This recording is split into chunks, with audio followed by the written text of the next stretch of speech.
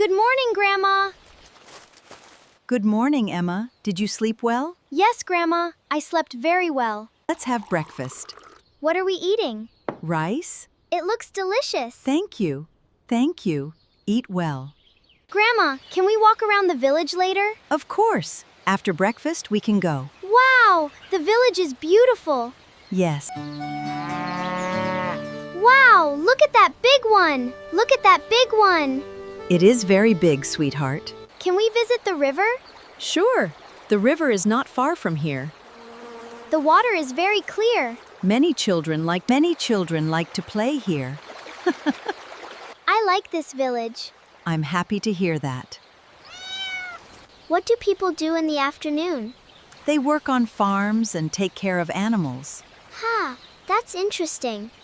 Would you like to help feed the chickens? Yes, I would love to. Here is some food for them. The chickens are very hungry. Yes, they are. Thank you for showing me around, Grandma. You're welcome, Emma. I had a wonderful day in your village. Please come again soon. I will. Goodbye, Grandma. Goodbye, Emma.